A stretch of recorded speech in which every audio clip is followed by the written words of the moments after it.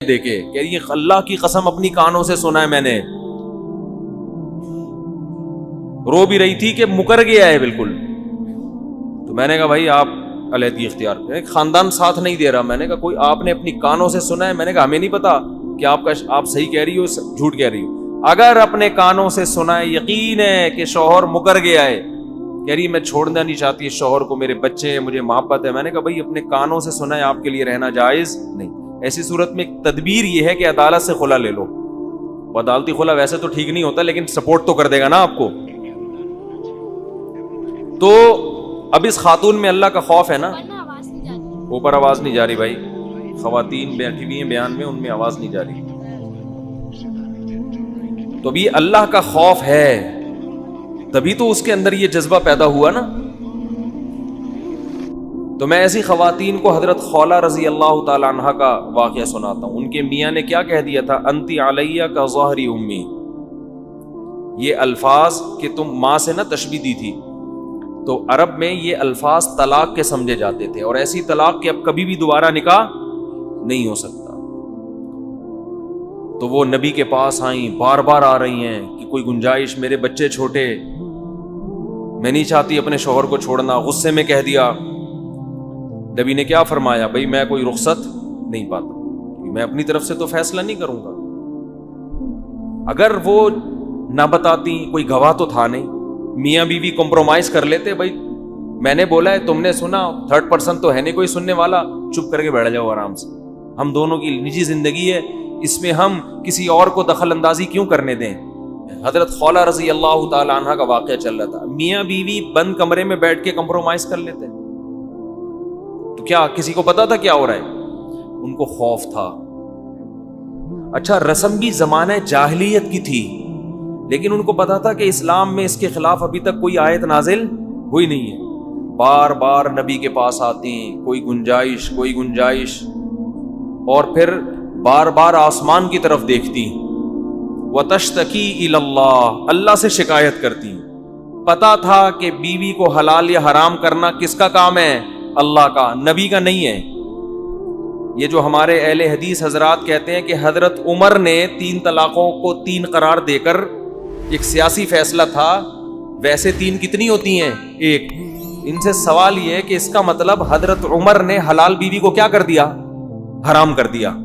سیاست میں یہ کام سیاست نہیں ہے, یہ دین میں تحریف ہے. اس کو اٹ از ناٹ کالڈ سیاست, بلکہ یہ کیا ہے, تحریف. اور اگر یہ تحریف نہیں ہے تو میں اہل حدیث سے پوچھتا ہوں بھائی ویڈیو نہ بنائیں. پھر میں اہل حدیث سے پوچھتا ہوں پھر تحریف کی کیا ڈیفینیشن ہے, دین میں تحریف کہتے کس کو ہیں؟ تو یا تو اہل حدیث حضرات صاف طور پہ کہا کریں کہ حضرت عمر نے اسلام کو تبدیل کیا طلاق کے معاملے میں. یہ گول باتیں نہ کیا کریں کہ سیاستاً مصلحتاً, او بھائی سیاست میں حلال بیوی کو حرام کر دیا, یہ کون سی سیاست ہے, تو یہ تو اسلام کو چینج کر دیا انہوں نے. تو سیدھا سیدھا بولا کریں حضرت عمر معاذ, جیسے شیعہ جو ہے نا وہ سیدھا سیدھا حضرت عمر کو معاذ اللہ نقل کفر برا بلا کہتے ہیں کہ انہوں نے طلاق کے حکام تبدیل کیے ہیں, وہ سیدھا سیدھا برا بلا کہتے ہیں. اور ہم ان کو اہل سنت سے فوراً خارج, کہ جو صحابہ کو نہیں مانتا اہل سنت سے کوئی تعلق نہیں ہے. تو اہل حدیث حضرات طلاق کے بارے میں اپنا موقف 2 ٹوک بیان کریں, یا تو بولیں کہ حضرت عمر نے غلط کیا, دین میں تحریف کی, ناجائز حرام کام کیا, وہ کام کیا کہ جو نبی کو بھی جس کی اجازت نہیں تھی. قرآن کہہ رہا ہے لما تحرم ما احل اللہ لک, اے نبی جس چیز کو اللہ نے حلال کر دیا آپ اس کو کیسے حرام کر سکتے ہیں. جس چیز کی اتھارٹی نبی کے پاس نہیں تھی, اہل حدیث کہیں وہ کام جو نبی نہ کر سکے وہ کس نے کر دیا, حضرت عمر نے.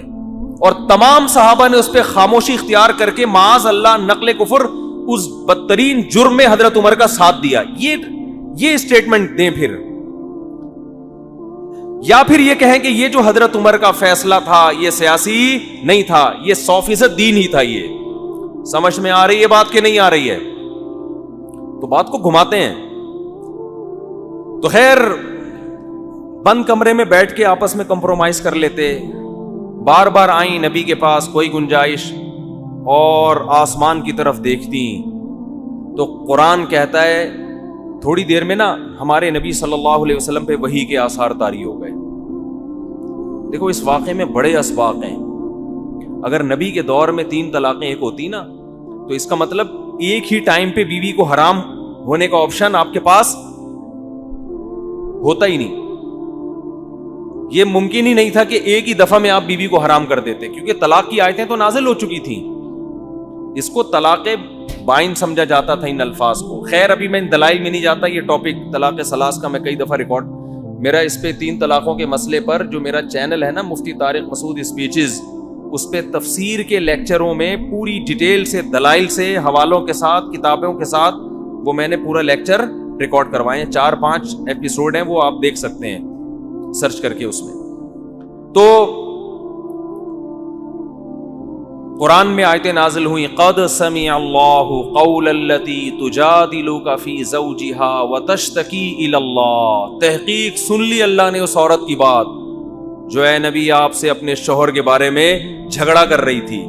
یہ جو ہے نا بار بار آنا, لجاجت کرنا, اس کو قرآن نے تعبیر کیا ہے جھگڑے سے, جو جھگڑا کر رہی تھی. وتشتکی الی اللہ, اور شکایت کس سے کر رہی ہیں؟ اللہ سے. علماء نے لکھا ہے کہ ان خاتون کو جو یہ اعزاز ملا نا کہ آسمان کی آیتیں وہی بن کے نازل ہو گئی نبی پر, آپ صلی اللہ علیہ وسلم پہ وہی کے آثار, شدید سردی میں پسینہ اور کپکپاہٹ اور جسم بوجھل ہو جانا, یہ علامتیں صحابہ دیکھ لیا کرتے تھے. کتنا اللہ نے پروٹوکول دیا, آسمان سے آیتیں نازل کی. واللہ یسمع تحاورکما, اور اللہ تمہاری آپس کی باتوں کو سنتا ہے. نبی اور ان صحابیہ کی جو آپس میں بات چیت ہو رہی ہے, کون سن رہا ہے؟ اللہ. پھر اللہ نے آیتیں نازل کی کہ جو اپنی زوجہ کو اس طرح سے اپنی ماں کے کسی جز کے ساتھ تشبیہ دیتے ہیں تو اس سے ان کی بیویاں ان کی مائیں نہیں بن جاتی. مائیں وہی ہیں جنہوں نے تم کو جنا ہے, لیکن یہ جملہ غلط ہے, برا جملہ ہے. اس برے جملے کی وجہ سے شوہر پہ کفارہ لازم ہوگا, بیوی حرام بولو نہیں ہوگی. سمجھتے ہو بات کو؟ ہمیشہ کے لیے حرام نہیں ہوگی, جب تک کفارہ ادا نہیں کرتا اس وقت تک حرام رہے گی. یہاں بھی اہل حدیث حضرات پتہ کیا کرتے ہیں کہ زہار, اس کو زہار کہتے ہیں. دیکھو ناجائز لفظ تھا اس لیے اللہ نے اس کو کالعدم قرار دیا کہ اس سے بیوی حرام نہیں ہوگی. تو 3 طلاقیں بھی ناجائز ہیں, لہذا اس سے بھی حرام نہیں ہوگی. اگر زہار ناجائز لفظ کالعدم ہے تو کفارے تک بھی بیوی حرام نہیں ہونی چاہیے تھے, پھر بالکل کالعدم ہونا چاہیے تھا اس کو. قرآن نے کیا کہا کہ جو یہ لفظ استعمال کریں گے وہ زوجہ کے قریب اس وقت تک نہیں جا سکتے جب تک کہ یہ کفارہ ادا نہ کر دیں. اور کفارہ کیا ہے؟ ایک غلام کا آزاد کرنا. وہ نہ ہو تو لگاتار 60 روزے رکھنا. وہ نہ کر سکتا ہو, بوڑھا آدمی ہو, تو 60 غریبوں کو کھانا کھلانا. سمجھتے ہو بات کو؟ تو اس کفارے سے پہلے بیوی کیا ہوگی؟ حرام. تو یہ 1 منٹ کے لیے, 10 منٹ کے لیے, 10 دنوں کے لیے, 2 مہینے کے لیے بیوی جو حرام ہو رہی ہے یہ اس ناجائز جملے سے ہی ہو رہی ہے. تو اس کا شرعی حکم کیا ہو رہا ہے؟ مرتب ہو رہا ہے. تو ناجائز جملے بالکل کالعدم نہیں ہوتے. اچھا خیر, تو قرآن نے کیا کہا؟ واللہ یسمع تحاورکما. دیکھو اب یہ اتنی فضیلت ان خاتون کی کہ آسمان سے آیتیں نازل ہو رہی ہیں اور پھر ان کے شوہر کو حکم دیا جا رہا ہے کفارہ ادا کرو, اس سے بیوی حرام نہیں ہوتی. تو اسلام نے اس قانون کو چینج کیا کہ یہ جو زہار کا لفظ ہے یہ طلاق کے الفاظ نہیں ہیں, یہ برے الفاظ ہیں. بیوی کو ماں سے تشبیہ دینا, تو اس برے پر آپ کو کفارہ ادا کرنا پڑے گا. یہ طلاق کے الفاظ نہیں ہے. طلاق کے جو طریقہ ہے وہ اللہ نے بیان کر دیا کہ وہ والے الفاظ طلاق کے. طلاق کنایا سے ہوتی ہے کبھی, اور کنائی طلاق بھی حدیث سے ثابت ہے. جیسے آپ بیوی کو کہہ دیں کہ تمہارا میرے سے تعلق ختم, طلاق کی نیت سے کہہ دیں. کنایا وہ ہوتا ہے جس میں الفاظ طلاق کے نہیں ہوتے لیکن اس میں مطلب طلاق کا بھی نکلتا ہے اور طلاق کے علاوہ کا بھی نکلتا ہے. تو ایسے الفاظ سے اگر نیت کر لی جائے نا تو طلاق ہو جاتی ہے. جیسے فارغ کا لفظ ہے, کوئی کہتے ہیں آج سے تم مجھ سے فارغ, تو فارغ کا کیا مطلب ہے بھائی تیرا, کیا مطلب فارغ؟ تو اگر وہ نیت ہوگی طلاق کی تو طلاق ہو جائے گی. بعض دفعہ نیت نہیں ہوتی, قرائن سے پتہ چل رہا ہوتا ہے کہ اس کمبخت کی طلاق ہی کی نیت تھی, اب یہ ڈرامے بازی کر رہا ہے. بیوی کہہ رہی ہے مجھے فارغ کر دو, چھوڑ دو, بس اب میرا تمہارے سے کوئی تعلق نہیں, طلاق دے دو. ٹھیک ہے تم فارغ ہو. اب یہ پکڑا جائے گا اس کلام پہ. اب یہ کہے گا کہ میری نیت طلاق کی نہیں تھی. بھائی بات طلاق کی چل رہی تھی تو اب آپ کی نیت طلاق ہی کی سمجھی جائے گی. تو یہ خود سے فیصلے نہ کرنا شروع کر دیں. یہ جب کوئی اللہ نہ کرے ایسا ہو جائے تو مفتیوں سے پوچھیں, اور اس میں وہمی بھی نہ بنے. طلاق کے مسائل جب بھی یوٹیوب پہ جاتے ہیں وہمیوں کے فون آنا, میں نے تو اس دن فارغ کل بول دیا تھا, میں نے تو اس دن آزاد بول دیا تھا, میں نے تو اس دن بول دیا تھا ٹھیک ہے بیگم تم میں کہ چلی جاؤ, تو چلی جاؤ سے بھی تو ہو جاتی ہے جی. پاگلوں والے پر پاگل ہو جاتے ہیں. ایسا نہیں ہے, میاں بیوی کا رشتہ ہے بھائی, جب تک آپ چھوڑو گے نہیں وہ نہیں چھوٹے گی, سمجھ رہے ہو؟ تو وہمی بننے کی ضرورت نہیں ہے, طلاق دینے سے ہوتی ہے, بلا وجہ بیٹھے بیٹھے نہیں ہو جاتی. اور بعض لوگ مسلط کر لیتے ہیں اپنے اوپر. یہ میرا ٹاپک نہیں ہے اس لیے میں اسپیڈ سے ذرا بیان کر رہا ہوں, آج کا ٹاپک نہیں ہے یہ کہ وہ ان کو وہم ہو رہا ہے طلاق نہ زبان سے نکل جائے ہمارے نا. میرا تو وہمی نمبر پتہ نہیں 34 چل رہا ہے 35 چل رہا ہے, تو لکھ لیتا ہوں میں. ایک دفعہ سمجھا دیا بھائی نہیں ہوئی, پھر حضرت مجھے وہ وہم ہوا تھا, پھر مجھے خیال آیا, پھر مجھے یوں آیا, تو میں نے کہا تو مجھے پاگل بنائے گا اور کچھ بھی نہیں ہے. تھوڑے دنوں میں میرا اپنا نام وہمی نمبر 36 کے نام سے میں نے سیو کیا ہوا ہوگا. وہمیوں کو زیادہ سننے سے آدمی خود پاگل ہو جاتا ہے, یہ ذہن میں رکھو. وہ بات یہ چل رہی تھی کہ حضرت خولہ رضی اللہ تعالی عنہا نے بڑا خاندانی کام کیا نا, میاں بیوی چھپ کے کمپرومائز کر لیتے, نہ ان کو اللہ سے ڈرتا, حالانکہ شوہر کے ساتھ رہنا بھی چاہتی ہیں, بچے رول رہے ہیں, طلاق کے بعد بعض دفعہ بڑے حالات خراب ہوتے ہیں. نہیں بھائی, جب تک نبی سے فتویٰ نہیں ملے گا اس وقت تک شوہر کو قریب آنے نہیں دوں گی, شوہر کے ساتھ ہی رہوں گی. اور نبی سے فتویٰ نہیں مل رہا تھا تو پھر کس کی طرف دیکھ رہی تھی؟ اللہ کی طرف, کہ اللہ تو کچھ حکم کو چینج کر دے. قرآن کیا آیتیں نازل ہوئی, قد سمیع اللہ, سن لی اللہ نے بات. یہ قد سمیع جو ہے نا یہ ہے پریزنٹ پرفیکٹ ٹینس. جب ہم کہتے ہیں نا آئی ہیو ڈن, میں یہ کام کر چکا ہوں, یہ وہ ہو گیا, ٹھیک ہے نا, ایسے موقع پہ کہتے ہیں نا. اللہ فرماتے ہیں قد سمیع اللہ, اللہ نے سن لی بات. کیا مطلب؟ اب ریزلٹ آ گیا ہے بس. قول التی تجادلک فی زوجہا, اس خاتون کی بات جو اے نبی آپ سے اللہ کے بارے اپنے شوہر کے بارے میں جھگڑ رہی تھی. وتشتکی الی اللہ, اور شکایت کس سے کر رہی تھی؟ اللہ سے, کہ اللہ تو کچھ حکم تبدیل کر دے. پھر اللہ نے آیتیں نازل کی, تو یہ اتنا بڑا مقام حضرت خولہ کو ملا. دیکھو نبی پر وہی دو طرح سے آتی تھی, قرآن والی اور ایک حدیث والی. حدیث والی وہی وہ ہے جو پیغام اللہ کا ہے مگر الفاظ کس کے ہیں؟ نبی کے. حدیثیں بھی تو وہی ہے نا. اور ایک وہی قرآن والی ہے جس میں الفاظ بھی کس کے ہیں؟ اللہ کے. جو نماز میں تلاوت اسی کی ہو سکتی ہے, دوسری وہی کی نماز میں تلاوت نہیں ہو سکتی. اس کے ایک ایک لفظ کی حفاظت کا اللہ نے وعدہ کیا ہے. جو قرآن والی وہی ہے کہ وہ ایک حرف بھی قیامت تک تبدیل نہیں ہو سکتا. اس وحی میں ان کا تذکرہ ہوا. تو یہ اللہ نے پروٹوکول کیوں دیا؟